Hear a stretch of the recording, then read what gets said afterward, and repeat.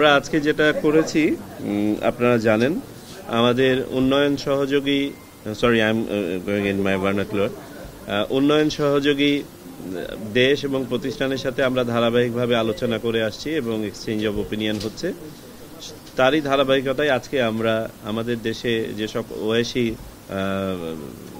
ভুক্ত দেশের মিশন আছে সেসব মিশনের প্রধানদেরকে আমরা ইনভাইট করেছিলাম। তারা আজকে এসেছিলেন, আমাদের সাথে আলোচনা করেছেন।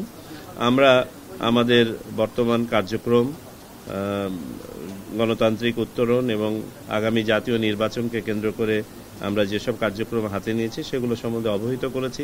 পাশাপাশি আমরা বিভিন্ন দেশে আমাদের প্রবাসী বাংলাদেশি যারা আছেন তাদের ভোটের ব্যাপারে তাদের সহযোগিতা আশা করেছি। আমরা যে পদ্ধতিতেই ভবিষ্যতে নির্ধারণ করি না কেন তাদের অভিজ্ঞতাগুলো আমরা জানতে চেয়েছি, তারা শেয়ার করেছেন।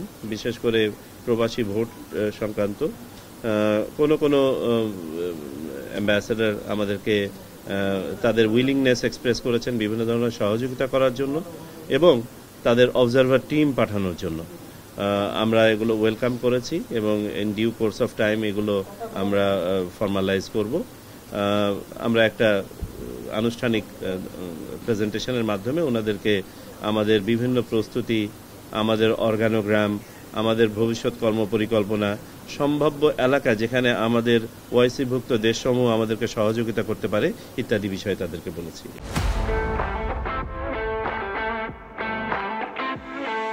আমরা তিন ধরনের মেথড, আমরা কোনোটাকে প্রায়োরিটিতে আনি নাই এখনো। আমরা তিনটা মেথডকে শর্টলিস্ট করেছি। আমাদের বর্তমান যে মেথডটা আছে, আপনাদেরকে সেদিনের ব্রিফিংয়ে আমি যেমনটা বলেছি যে পোস্টাল ব্যালটটা আমাদের বর্তমানে অকার্যকরী।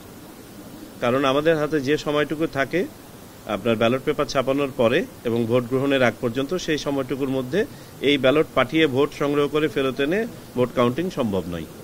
সুতরাং আমাদেরকে একটা বিকল্প পদ্ধতি বের করতে হবে যদি পোস্টাল ব্যালট থাকতেই হয়। তো আমরা সেটাকেও একটা পদ্ধতি হিসেবে রেখেছি। দ্বিতীয় পদ্ধতি আমরা বলেছি অনলাইন পদ্ধতি। আজকেও আমরা আমাদের যেসব দেশ আজকে অংশগ্রহণ করেছেন রাষ্ট্রদূতরা, তাদের কাছে আমরা জিজ্ঞেস করেছিলাম যে অনলাইন বা ডিজিটাল ভোটিংয়ে তাদের কোনো এক্সপিরিয়েন্স আছে কিনা এবং আমরা কোনো সহায়তা নিতে পারি কিনা।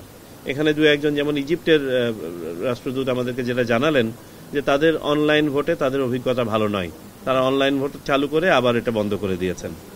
আমি পাকিস্তানের যিনি প্রতিনিধি ছিলেন তাকে জিজ্ঞেস করেছি, আপনারা তো কয়েক বছর ধরে ট্রায়াল বা পাইলটিং করছেন, আপনাদের অভিজ্ঞতা কি অনলাইন ভোটিং সম্পর্কে?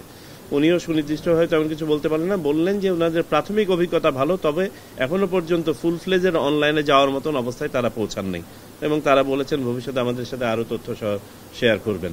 তো আর ফাইনালি আপনার প্রক্সি ভোটিংয়ের ব্যাপারে আপনাদেরকে বলি, প্রক্সি ভোটিংটা খুব ফরেন কিছু না। যেমনটা বলেছি আমাদের পার্শ্ববর্তী দেশ ভারতের সোলজারদের জন্য আছে, পাশাপাশি ইউভুক্ত কয়েকটা দেশে যেমন ফ্রান্স, বেলজিয়াম এবং নেদারল্যান্ডসে আছে প্রক্সি ভোটিংয়ের ব্যবস্থা। আমাদের দেশে আমরা যেমনটা বলেছি যে আমাদের ফিজিক্যালি চ্যালেঞ্জ যারা, তারা তো আরেকজনের সহায়তা নিয়ে ভোট দিয়ে থাকেন। আর সেদিন যে কথাটা আমি বলেছিলাম যে আমরা তো এমনকি জমি জমাও মানুষের মাধ্যমে পাওয়ার অফ অ্যাটর্নির মধ্যে বিক্রি করি। তো আমাদের এখন মন্দের ভালো খুঁজে বের করতে হবে। আমরা যদি সত্যিকার অর্থে আমাদের প্রবাসীদেরকে ভোট দেওয়ার সুযোগ দিতে চাই তাহলে কোনো না কোনো একটা অপশন বা সব অপশনের কম্বিনেশন আমাদেরকে নিতে হবে। আর বড় স্কেলে যদি আগামী নির্বাচনে যদি আমরা প্রবাসীদেরকে ভোট দেওয়াতে চাই তাহলে প্রক্সি ছাড়া আর বিকল্প খুব একটা আছে বলে মনে হচ্ছে না। কারণ বাকি যে দুটো বিকল্প আছে এগুলো পাইলটিং পর্যায়ে যাওয়া যাবে, লার্জ স্কেল ডেপ্লয়মেন্ট হয়তো বা করা যাবে না। তারপরে আমি এটা বলি যে এটা আমার জন্য এখনো প্রিম্যাচিউর হবে বলতে, কারণ আমরা আগামী মাসের 8 তারিখে আমরা একটা ওয়ার্কশপ করছি এটা নিয়ে।